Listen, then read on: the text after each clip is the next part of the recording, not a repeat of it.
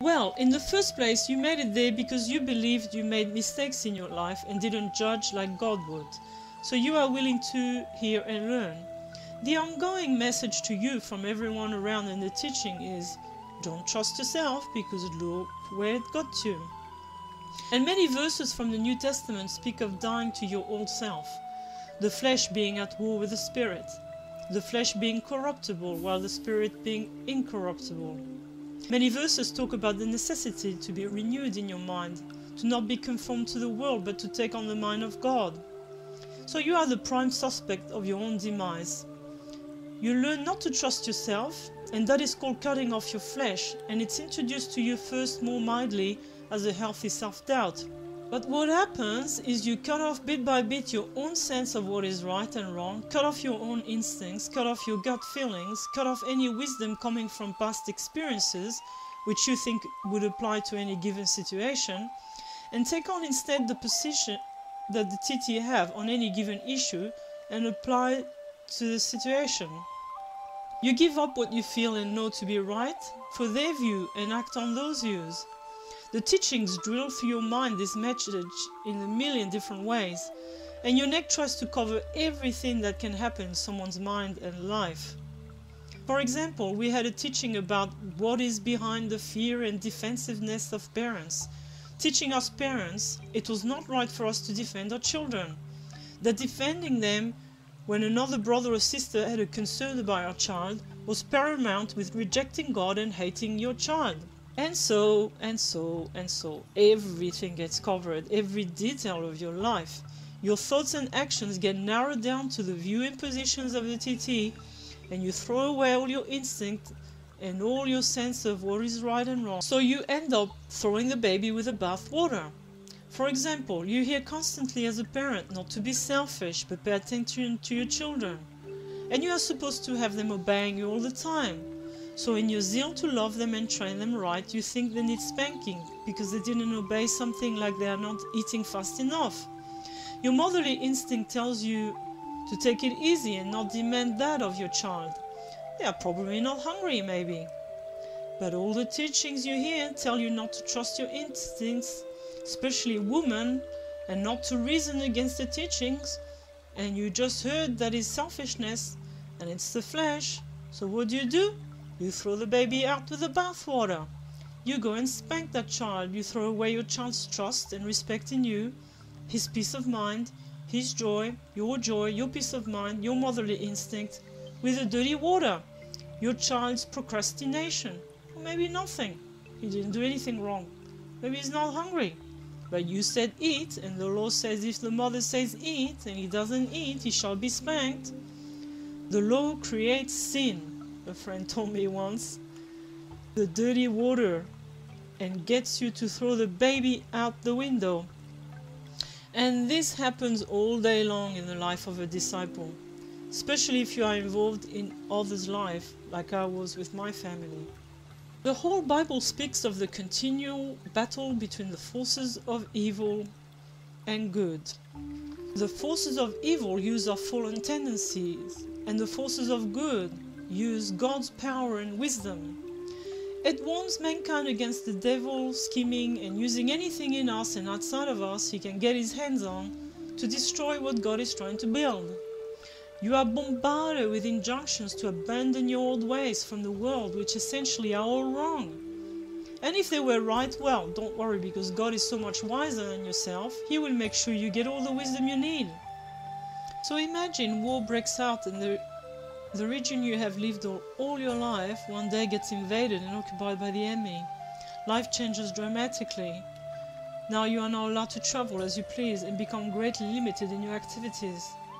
You are always to be available and disposed to being under surveillance and checked at any moment.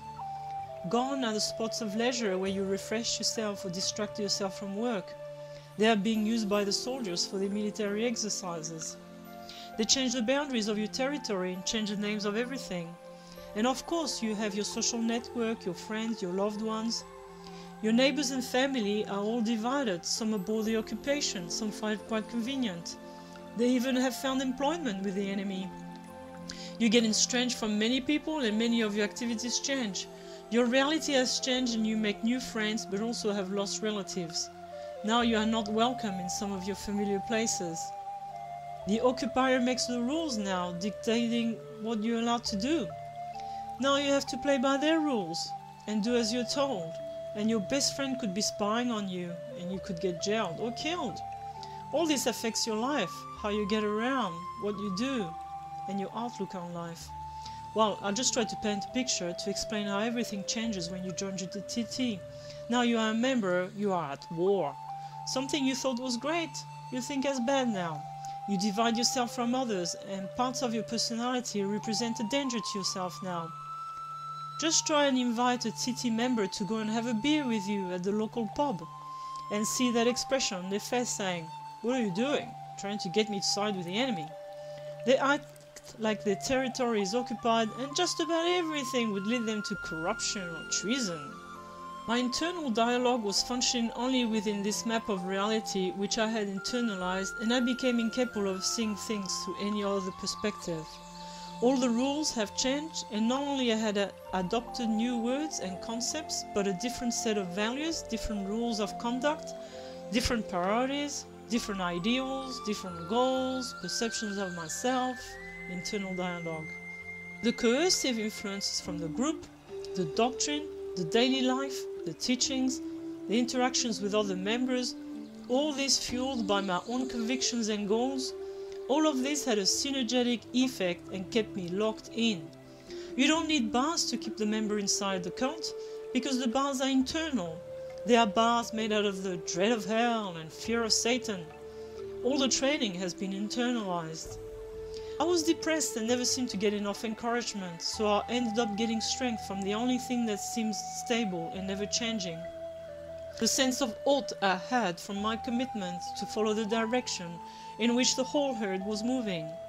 It was no longer feeling loved, understood, no real bonds that kept me going, but knowing I was doing the right thing by others, my tribe and my God. That is where I was getting the strength to live. Doing the right thing by the doctrines of your neck, really. So I was miserable, and guess what? I didn't even know.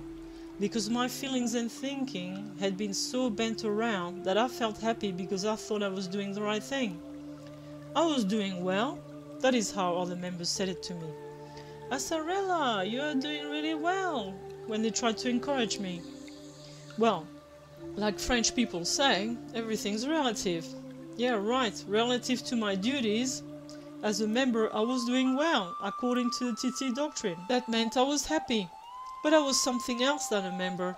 First of all, I was a real human being underneath, and that human being had been taken out of the equation. And that real me was oppressed and terribly alienated. That real me wasn't proud, nor happy. Something had taken place which is being described by cult experts such as psychologists who have treated ex-cult members as dissociation in personality, adopting a different self or cult persona, splitting or doubling, and that new persona's energy comes from your energy, but the real you has been suppressed to the point for some people like me it couldn't lift its head anymore. Everyone is different. Like for my husband, his experience was one of going through phases in and out of believing. His critical mind was still able to come to the forefront and question certain things and have some disagreements. And it is for that reason actually that pretty much from the beginning of our involvement, our whole family was relegated to the lower strata. And this is why he was cut off for so long. You do become a different person generally in there. Some people don't stay very long and maybe don't get to adopt a distinct cult persona. You lose your sensitivity because you are cut off from your sense of right and wrong, and because you are cut off from your usual resources of understanding and compassion. So not only you are the victim but also the perpetrator. I was only hurtful to my family, I think, but I really feel for those people whose sphere of influence was a lot greater, such as leaders. They made a lot more mess than I did in others' lives, and I consider myself lucky I was never given authority, nor made decisions affecting others. The burden of responsibility falls on you in the aftermath of your involvement. Many sorrows, many regrets. for some too great to confront. The emotional detachment is a result of disconnection with your true self. And you can see it in the footage the undercover German journalist got of mothers and other ladies physically punishing children with total absence of emotion. Well, that was me years ago. You become like a robot. The thought came to my mind even. I feel like a spanking machine. But sadly, the thought didn't help bring any critical thoughts about the methods I used. Unbelievable. I was too brainwashed. I will let the second generation that survived growing up in the 12 tribes cult share the details of their own experiences. Their experiences are worse than mine in many ways. They speak of having been denied the God-given right to have a childhood, play and make mistakes, learn and grow to know themselves and develop their own personality and their own outlook on life, their own value system and their own connections. They felt they were just a cog in the TT machine.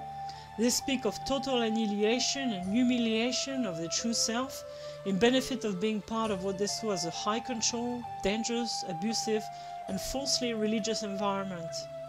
I have nothing but respect and admiration for the second generation survivors of the 12 Tribes cult.